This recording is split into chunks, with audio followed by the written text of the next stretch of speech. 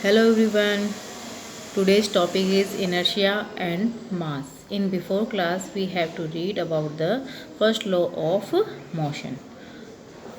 All the example of activities given so far illustrate that there is a resistance offered by an object to change its state of motion. If it is the rest, it tend to remain at the rest. If it is moving, it tend to keep moving. ये example जो है वो अपने इससे before की जो activities वगैरह read करी है उन एक्टिविटीज़ एग्जाम्पल से हमने ये जाना है कि इनर्शिया का मीन्स यहाँ पर ये लिया गया है कि कोई भी ऑब्जेक्ट अगर रेस्ट कंडीशन में है तो वो रेस्ट कंडीशन में ही रहना चाहेगा और अगर वो मूव कर रहा है तो वो मूव कंडीशन में ही रहना चाहेगा जो रहा है अपना मोशन का फर्स्ट लॉ। ठीक है, this property of an object is called inertia. इस प्रॉपर्टी को हम क्या कहेंगे? Inertia. Do all bodies have the same inertia? क्या सभी बॉडी का इनर्शिया जो होता है वो सेम होता है? We know that it is easier to push an empty box than a box full of book. इस बात को हम अच्छे से जानते हैं कि अगर हम किसी खाली एम्प्टी बॉक्स को पुश करते हैं तो इजीली कर पाते हैं, कंपैरिजन बुक से भरा हुआ अगर वो बॉक्स होता है तो इजी नहीं कर पाते।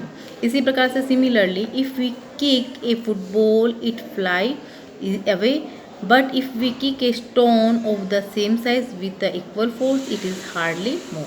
अगर हम किसी फुटबॉल को किक करते हैं तो वो हवा में इजी से किक क्या हो जाएगी? फ्लाई अवे हो जाएगी। बट वहीं हम उसी की जगह फुटबॉल की जगह अगर स्टोन का यूज़ करते हैं उसी सेम साइज़ के इक्वल फोर्स उसी फोर्स को अप्लाई करते हुए तो क्या ये होना इजी होगा? No, it is a hardly move. वो बहुत मुश्किल से मूव होगा। We may in fact get an injury in our foot while doing so.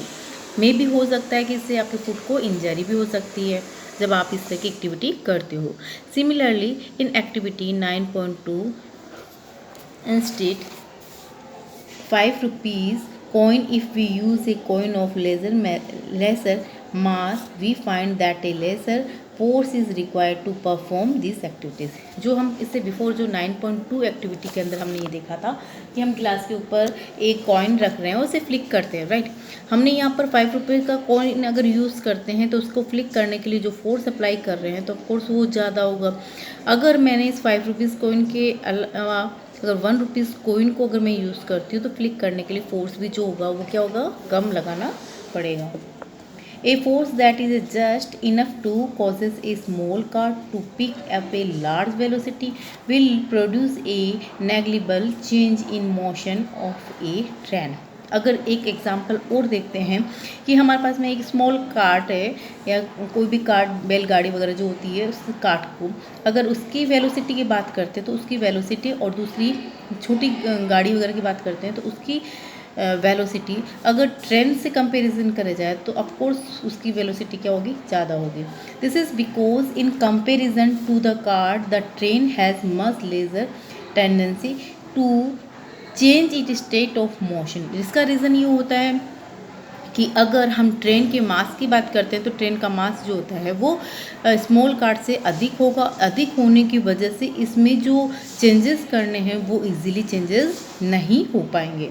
Accordingly we said that the train has more inertia than the cart. इसका means ये हुआ कि train का जो इनर्शिया है वो क्या होगा? मोर होगा comparison to cart, small cart से ज़्यादा। क्लियरली हैवियर और more massive object offer larger इनिशिया। इसका मीन्स हुआ कि जो ऑब्जेक्ट हैवी होगा या मोर मास वाला होगा उसका इनिशिया भी क्या होगा?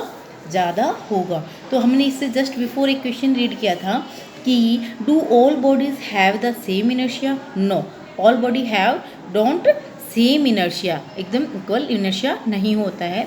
अकॉर्डिंग टू देयर वेट या मास के अकॉर्डिंग होता है। हैवियर मास है तो ऑफकोर्स इनर्शिया ज़्यादा होगा और अगर कम है तो उसका इनर्शिया भी लेस होगा। Quantitatively the inertia of an object is measured by it mass. तो इसका मतलब ये हुआ कि हम किसी भी ऑब्जेक्ट का इनर्शिया जो है उसके मास से काउंट कर सकते हैं। We may thus relate inertia and mass as follow. इस तरह से हम मास और इनर्शिया दोनों को क्या कर सकते हैं, कोरिलेट कर सकते हैं। Inertia is a natural tendency of an object to resist a change in state of motion of rest. Inertia एक किसी भी ऑब्जेक्ट की क्या है कि नेचुरल टेंडेंसी है, यानी इसकी एक प्राकृतिक उसका अंदर प्रेजेंट एक कैरेक्टर है, जिसकी वजह से कोई ऑब्जेक्ट अगर वो रेस्ट कंडीशन में है तो वो रेस्ट के ही रहना चाहेगा, और अगर वो मोशन है तो वो मोशन मतलब वो अपनी इसके चेंज होने का क्या करता है, रजिस्ट करता है, उसका अवरोध करता है। The mass of an object is measure of its inertia. इस प्रकार से हम किसी ऑब्जेक्ट को इनर्शिया को उसके मास के द्वारा कैलकुलेट कर सकते हैं। Okay, thank you.